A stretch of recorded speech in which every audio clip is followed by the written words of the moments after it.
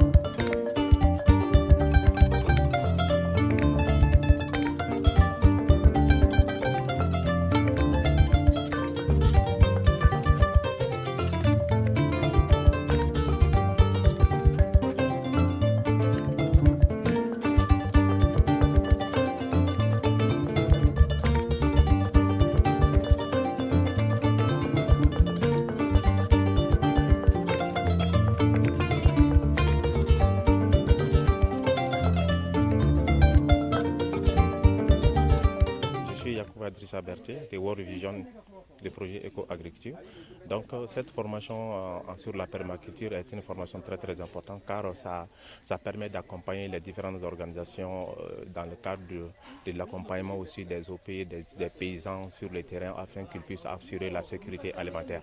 Donc le point focal de cette formation ici à Samako, ça c'est la fabrication du compost. Et les différents facteurs qui entrent en jeu, ça c'est l'emplacement du site où on fabrique ces composts. Il s'agit de tenir compte de la position du soleil, ensuite le centre de circulation de l'air, les différents matériaux qui entrent en composition pour la fabrication de ces composts. Il s'agit de la matière verte pour c'est-à-dire que l'approvisionnement en azote du système, ensuite de la matière sèche qui donne le carbone. Et cette matière sèche, il s'agit de quoi? Il s'agit de la cire. Donc il y a les feuilles sèches, il y a de la cire, de la ménagerie, donc qui entre en jeu pour l'approvisionnement de ce dispositif en carbone. Il s'agit aujourd'hui de nous présenter une technique qui nous permet d'appliquer une technique de maraîchage conforme aux zones sahéliennes. Parce qu'avec cette période de changement climatique, on sait que c'est le Sahel qui demande moins d'eau parce que les pluviométries sont très insuffisantes. Donc il s'agit d'appliquer une technique de maraîchage qui permet vraiment d'économiser plus d'eau. Donc cette technique concerne de faire une planche de 3 ou à 4 mètres de dimension et en profondeur 30 cm de profondeur. Il s'agit de mettre un dispositif jusqu'au fond. Il s'agit des plantes dont les branches sont plus épongées qui permettent vraiment d'emmagasiner plus de quantité d'eau, c'est-à-dire des plantes plus épongeantes qui emmagasinent de l'eau à partir d'un arrosage donc plus durable. Donc la technique même ça concerne de faire un maraîchage plus durable. C'est-à-dire qu'il ne s'agit pas toujours d'arroser de l'eau parce que le dispositif va toujours accumuler beaucoup plus d'eau et garder plus d'humidité. Donc je m'en vais à expliquer un peu la technique. Il s'agit de mettre en place une planche d'une dimension de 3 à 4 mètres de longueur, largeur 1 mètre, la profondeur 30 cm. Donc les dispositifs à mettre, les matériaux à mettre dedans, il s'agit de mettre des branchages plus épongeux qui accumulent plus d'eau pour que l'humidité puisse être plus durable. Après cette couche de branchage, on met avant les branches, on met de la fumure, on étale un peu, on aspire un peu de la fumure, c'est-à-dire que le fumier mélangé à la fiente de poule. Donc après on met les branches plus épongées là-dessus. Ensuite on arrose avec de l'eau. Après les branches, on enlève les terres qu'on a enlevées même du sol. On l'étale là-dessus. Donc le même processus continue. Après ceci, on étale de la paille là-dessus. Ensuite des feuilles vertes. Ces feuilles vertes consistent à alimenter les dispositifs en azote. La paille, ça va alimenter les dispositifs en carbone. C'est ça qui va permettre, beaucoup de paille, c'est ça qui va permettre de diminuer la quantité de chaleur. C'est-à-dire que la paille est plus supérieure que la quantité de feuilles vertes. C'est pour diminuer la quantité de chaleur qui sera dans les dispositifs. Donc le même processus est continu. Cette technique est appelée la planche à double bêchage. Donc on continue, c'est des strates qu'on dispose, les branches en éponge, plus de la fumure, ensuite de la paille et des feuilles vertes. Donc le même processus continue. Donc après on les ferme avec de la terre et avec un arrosage plus fin. Et ensuite on continue le même processus en plusieurs couches. Donc ça c'est la technique à double bêchage. Maintenant il y a une autre technique qu'on appelle technique de planche instantanée. Et ça c'est avec moins d'effort. C'est-à-dire que là on aménage la planche 1 mètre de large, 4 à 5 mètres de longueur, mais là on ne creuse pas profondément, on creuse de façon superficielle. Et après on cherche des cartons qu'on mouille. Ces cartons-là, on les mouille dans de l'eau et on les met en surface de ce dispositif. Ces cartons vont servir, c'est-à-dire que de bloquer le processus de germination des mauvaises herbes. Donc après avoir posé ces planches, on arrose avec de l'eau et les trous de semis. Les trous de semis sont percés sur le même carton et en mettant un peu de la fumure organique. Donc, et après, on dépose de la paille là-dessus. Ça, c'est pour bloquer le soleil qui infiltre sur les dispositifs. Et après, on fait un arrosage. Donc après, on l'asperge avec une fine couche de matière verte et après, on passe à un processus d'arrosage. Donc c'est deux dispositifs, le dispositif de bêchage plus l'instantané, mais les deux dispositifs diffèrent d'un point à l'autre parce que le dispositif avec planche à double bêchage, il y a trop d'efforts à fournir dedans. Maintenant, l'autre instantané, il y a moins d'efforts. Donc, maintenant, il s'agit d'implémenter ces deux techniques auprès des paysans. C'est aux paysans maintenant de voir quel est le dispositif qui va le sentir. Mais le plus important, ça, c'est la technique à double bêchage parce que ça permet vraiment de faire une culture durable. Ça permet de conserver la structure du sol sans pourtant chaque fois faire un apport d'éléments minéraux parce que là, c'est un dispositif complet fait avec tous les éléments nécessaires et ça dure beaucoup plus longtemps. Voilà. Ok, je suis Yoro Haidara de l'ASIM ONG, participant à la formation. Voilà. Donc aujourd'hui, pour la journée, nous avons pratiquement fait les techniques de construction de foyers améliorés. D'abord, les mesures par rapport au coffrage, mise en place du coffrage, construction du coffrage, et après les techniques de mélange de terre. Là aussi, nous avons fait en équipe comment mesurer les doses de 2 sables pour 1 de terre. Et voilà, mélanger comme ça pour la mise en place aussi au niveau du coffre. Et ensemble, je pense que nous avons fait le total qui est juste derrière moi. Et on n'a pas pour le moment vu le travail est fini. On va voir le reste, voir ce que ça donne. On a fait quelque chose que nous allons regarder ensemble. Personnellement, j'ai vu, mais je ne sais pas ce que ça va donner d'abord. J'attends la fin pour voir ce que ce foyer va nous donner comme foyer amélioré. Et dans les explications, on sent que c'est quelque chose qui va quand même conserver beaucoup de chaleur et dont les techniques seront beaucoup plus de mise en place seront beaucoup plus rapides pour les préparations. Mais réellement, j'attends d'abord voir ce que ça donne pour mieux comprendre encore plus. Parce que c'est une technique de construction que je ne connais pas personnellement et qui peut m'aider dans les jours à venir à comprendre mieux, à mettre en place les mêmes techniques dans les villages où je travaille. Où, comme je dis je, mais nous sommes là en équipe et chacun peut faire chez lui. Et dans les villages où il travaille, dans les services où il travaille, donc amener un plus dans son service. Ça, c'est par rapport au travail d'aujourd'hui. Très heureuse d'avoir accompagné ce petit groupe d'agents de développement dans l'agroécologie. Un groupe très, très solide, très soudé et bosseur. Chacun a amené ses compétences, sa disponibilité et ça a été un échange très très riche entre tous les participants. Vraiment très content du groupe. Et on a fait quand même en 3 jours déjà des pratiques, on a travaillé pas mal. Voilà, aujourd'hui c'était les foyers améliorés, on a quand même mélangé pas mal de terre et fait plusieurs essais et c'était très bien. Par contre, hier on a fait un double bêchage, un petit lit double bêchage. En fait, on a fait une démonstration de 2 techniques différentes. Une technique très simple, les jardins instantanés, la planche instantanée, et en mettant juste des cartons et de la matière organique sur un sol qui avait été légèrement travaillé et amendé avec du fumier.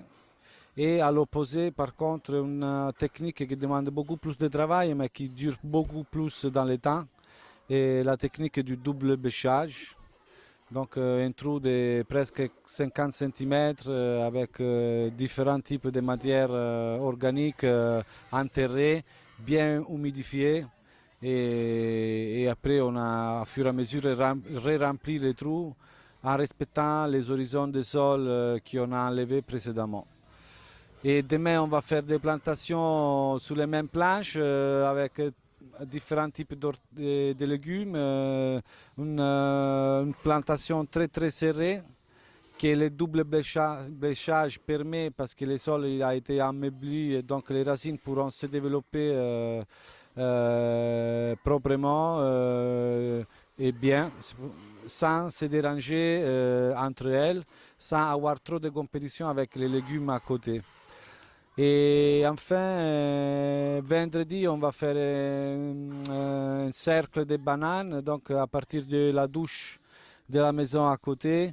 Et on va canaliser l'évacuation d'eau des douches pour la faire arriver dans un trou de 50 cm de profondeur et d'environ 1 mètre de large pour les remplir ensuite avec différents types de matières organiques.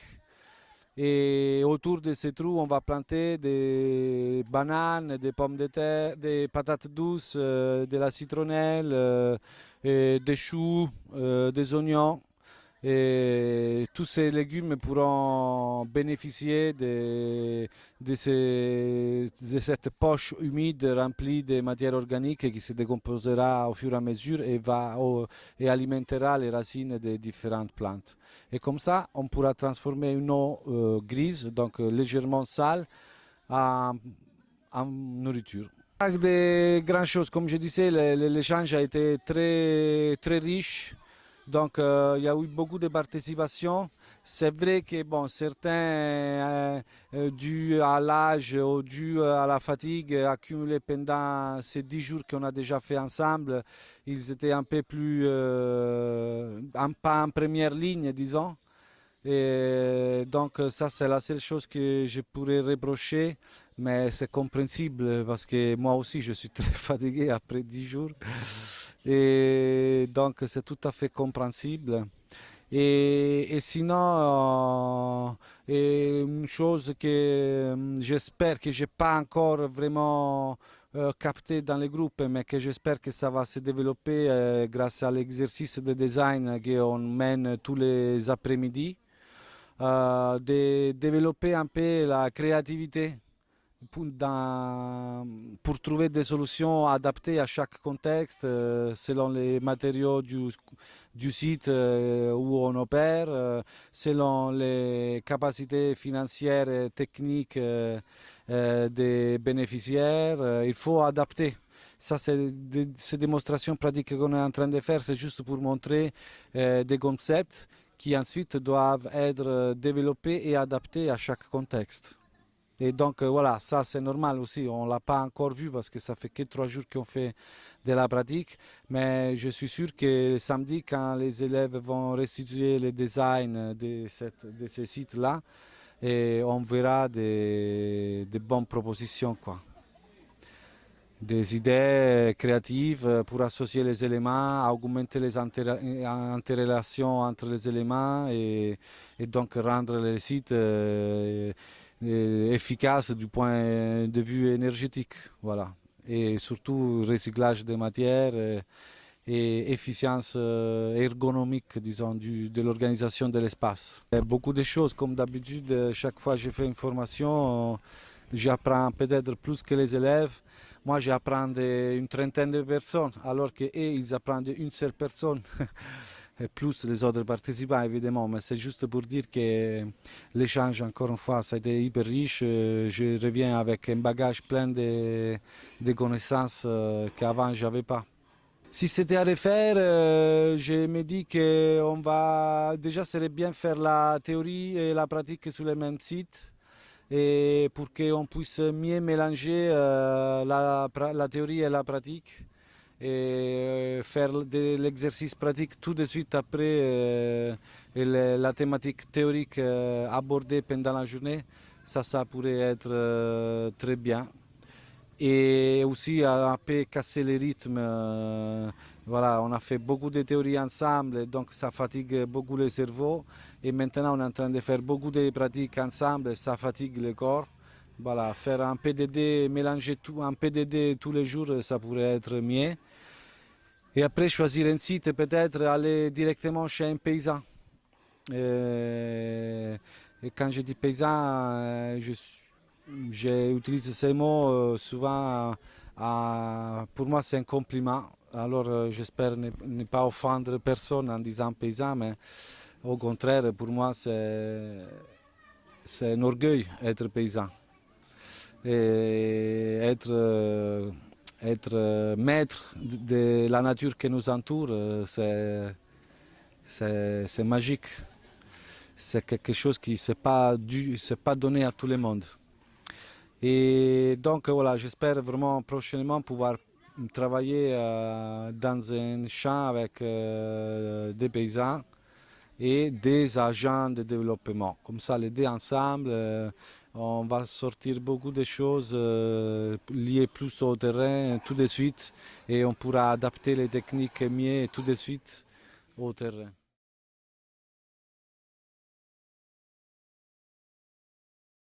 Exercice de design en fait. Donc, on est à la phase d'analyse. S'il y a des ressources, qui ne sont pas utilisés, comment on peut les valoriser en utilisant ces ressources en les mettant à disposition d'autres éléments. Voilà, exemple des fixateurs d'azote, ils nous donnent du bon paillage, ben, ça, je peux alimenter la fertilité de mon jardin. Ça, c'est la présence de tous ces mélines-là, ça peut peut-être me permettre d'avoir 3 moutons sur place et de les nourrir une bonne partie de l'année sur place, sans faire aller chercher des pâturages. Ok. Et donc le crottin de ces moutons, ça peut encore revenir à les champs de maïs ou dans mon jardin potager. Et donc notre relation s'est créée. Ok. En fait, moi, mon souci, c'est quoi? C'est quand on fait l'analyse des secteurs, on fait ressortir les maisons, les puits, les jardins ici. On va faire la végétation ici. On dessine les mêmes maisons. Ouais. Donc, on fait ressortir la végétation, les arbres. Et ensuite, encore, on prend une autre fiche. On fait l'analyse climatique. Voilà, tu refais la même carte avec les mêmes maisons, les maisons parce que ça on ne peut pas les bouger quoi. Oui. Donc ils seront là de toute façon. On fait le zonage. Voilà, et là peut-être le zonage. Et sur la 4e fiche maintenant, on fait l'analyse. Vous pouvez faire, alors ça, vous faites la circulation, vous refaites la circulation et pourquoi pas, très important, la circulation de l'eau. Combien de surface sur ces toits-là, l'eau circule comment? Circule comme ça tombe de ces côtés, ça tombe des deux côtés. Sur ce toit. Ici j'ai de l'eau grise, de l'eau sale, grise. Là j'ai de l'eau grise. Là j'ai un toit. En théorie, il faudrait calculer combien de mètres carrés pour chaque bâtiment on a pour pouvoir dire ah bon, potentiellement à partir du toit on peut récolter tel litrage d'eau de pluie. Ok, où je vais la mettre? Est-ce que j'ai l'argent pour mettre un conteneur toutes les maisons? Peut-être pas. Ok, donc je peux mettre un conteneur là où il y a les habitations, parce que là on va la consommer propre. Hein? Le reste, qu'est-ce que je pourrais faire? Où je l'envoie? Ah, je pourrais faire peut-être une mare pour conserver cette eau et pour les jardins, ou bien même faire une mare pour faire une petite pisciculture. Hein? Ok, ça c'est après à vous de justement fantastiquer, mais déjà élaborer avec votre créativité, mais déjà faites l'analyse de l'eau, de la circulation, de la végétation, ça c'est crucial, plus le zonage et l'analyse des secteurs. Comme ça vous aurez un cadre clair de ce qui se passe et quelles sont les potentialités. Surtout, la liste des éléments que vous voudrez mettre dedans. Et pour chaque élément, vous faites l'analyse besoin-produit. Donc, voilà, pour envisager de comment mettre en relation les éléments. Et les placer maintenant sur les plans de façon à trouver. Si la ressource pour faire le jardin est là, eh bien, le jardin, ce soit bien que le jardin ne soit pas loin. Si là j'ai 3 toits où je collecte l'eau, mais je n'ai pas de conteneurs, je n'ai pas de citernes, c'est pas là que je pourrais mettre les bassins pour collecter l'eau et faire de la pisciculture, par exemple. Voilà, c'est au centre, c'est facile d'envoyer l'eau ici, c'est facile d'envoyer l'eau ici, c'est facile d'envoyer l'eau ici. Ces 3 toits me font peut-être, 50 mètres carrés de toit. 50 mètres carrés fois 100 mm, ici on est plutôt sur 400 mm d'eau par an, ça fait beaucoup d'eau. Ouais. Donc voilà, je peux envisager effectivement, c'est à ce moment-là qu'on a fait la liste des éléments qu'on veut.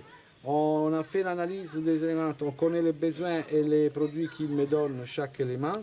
Et donc, je connais où sont les ressources, parce que j'ai fait l'analyse de l'eau, j'ai fait l'analyse de la végétation, j'ai fait l'analyse des sols, l'observation de tout ça. Et donc maintenant, je peux décider où placer mon élément, de façon que la ressource soit proche et de façon que ces produits puissent aller à aider supporter l'élément, un autre élément qui se trouvera à côté, Et ces besoins aussi pourront être satisfaits par notre élément qui est à côté, comme dans ce cas-là, le toit. Est-ce que j'ai été clair? Oui. Bon, par rapport à la situation maintenant, quand on fait l'analyse de la végétation, on fait l'analyse de la végétation, Oui. et si on trouve nécessaire qu'on doit faire d'autres plants, Ouais. on doit implanter d'autres Voilà. plantes, Tu peux décider Donc- même que... Oui. on le fait sur la même carte. Non, végétation, c'est observation. Quand tu vas faire, tu as fait toute l'analyse, tu as fait l'observation, tu as fait l'analyse des éléments, tu sais maintenant plus ou moins où tu veux les placer, et tu sais que donc ici on va faire un petit verger, par exemple, j'en sais rien. Et bien, quand tu vas faire le design final, tu vas dessiner ton verger ici. C'est pas dans ces cartes d'analyse que tu vas mettre ça, c'est au design, dans le design final. Sachant que dans un design final, il y a un arbre qui pourrait aussi être abattu parce qu'on veut mettre autre chose ou parce qu'on veut tirer une ressource du bois pour faire autre chose, etc. Donc, le design final, on met tout. Voilà, c'est là qu'on va mettre tous les éléments dont on a fait la liste, dont on a fait l'analyse. Et on a réfléchi sur comment les emplacer. Et là, maintenant, on va les désigner. Ok. Mais faites voilà, ce travail d'analyse pas par pas, sans vous projeter directement dans le design final. C'est comme ça que vous aurez les idées claires. Ok. Ok. Et tout le monde a fait les mêmes erreurs, donc peut-être c'est ma faute. Ok. Mais il faut aller à petits pas. L'analyse, c'est vraiment très important. Absorbez d'abord les informations, faites décanter et après élaboration et vous déboucherez avec le design final. Ok.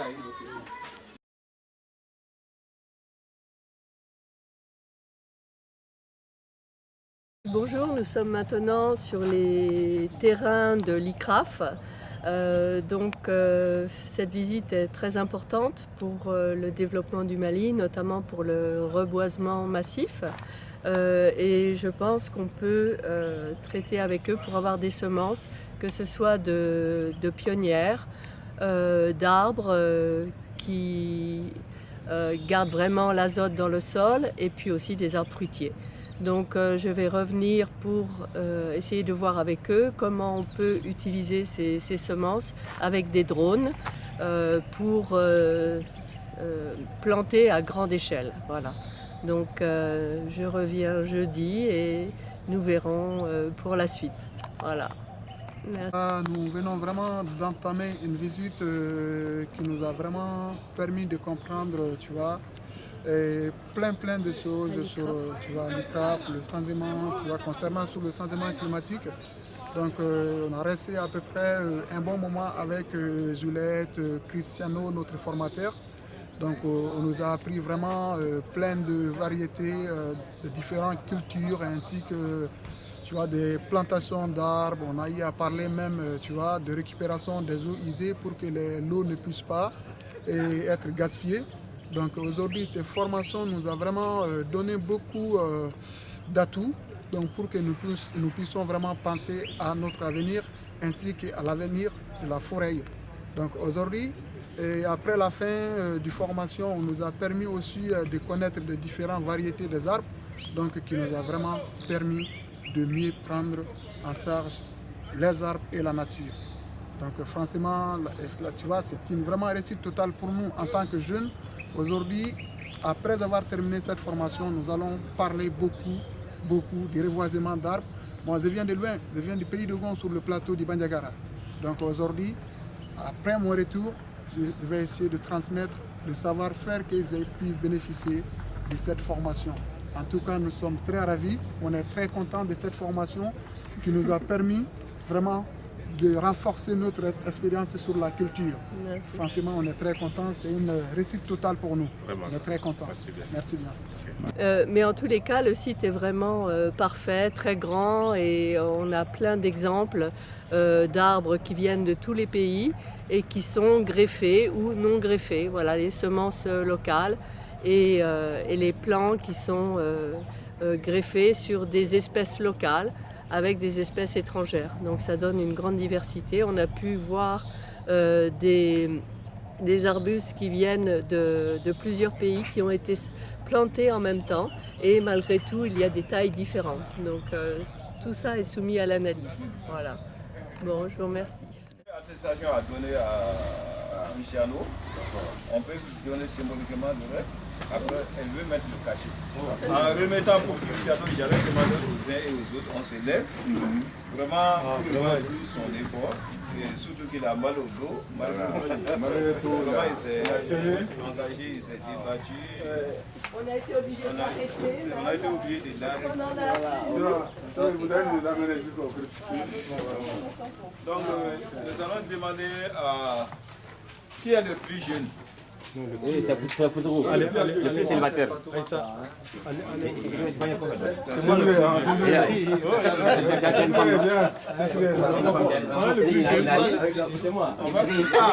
Il est seul, le plus court. Je dis que c'est le plus jeune. Il faut le plus jeune. Ok. Je suis d'accord. C'est d'accord. La femme, il faut passer. Pourquoi le plus jeune? Qui va expliquer? Pourquoi on a décidé que ça soit le plus jeune? Parce que ça sera la culture. C'est un symbole. C'est le symbole de l'avenir. Continuité. De la continuité. C'est quoi encore? Contraire à nos coutumes. D'accord. Voilà. C'est vrai. On va lui donner ces mots. Non. C'est pas toi. C'est toi qui dois remettre. Voilà, le plus jeune va remettre. Donc le plus jeune, qu'est-ce que vous disiez à qu'est-ce que vous avez à Brahima, mets-toi ici. Il faut réfléchir un peu d'abord, parce que tu es le moyen. Il va enregistrer ce que tu as dit. Pas de pression. Il faut réfléchir un peu. Vas-y. Qu'est-ce que tu peux lui dire? Tout ce que le doigt dire à Cristiano, de continuer ainsi de cette manière positive, vraiment de cette sacrifice qui a donné vraiment, c'est pas seulement à nous, mais à travers le monde entier. Parce que la permaculture, la manière dont on a compris, les changements climatiques aussi. Donc ça, c'est vraiment une bonne chose. Donc, félicitations vraiment, chers formateurs. Donc, voilà. Quel engagement tu peux prendre devant lui? Appliquer. Aujourd'hui, aujourd'hui, devant tout le monde, je prends l'engagement vraiment que la formation que j'ai reçue ne soit pas restée comme ça. D'accord. Voilà. Donc, voilà. Merci beaucoup. Et surtout qu'ils reviennent bientôt. Merci. Et meilleure santé. Deux petits, comme les gens sont pressés. Oui, ben voilà, je voulais juste vous remercier de votre patience, de votre sympathie. Et voilà, on a passé vraiment de bons moments ensemble. J'ai appris plein de trucs avec vous. Et donc, je remercie mes 22 formateurs. Moi, j'étais formé par 22 personnes. Et c'était super. J'ai appris plein de choses. Merci. Très content d'avoir été ici. Particulièrement. On vous souhaite un bon retour. Et merci. Merci, Sébastien. Merci, Chia et Sahel. À la prochaine. Merci.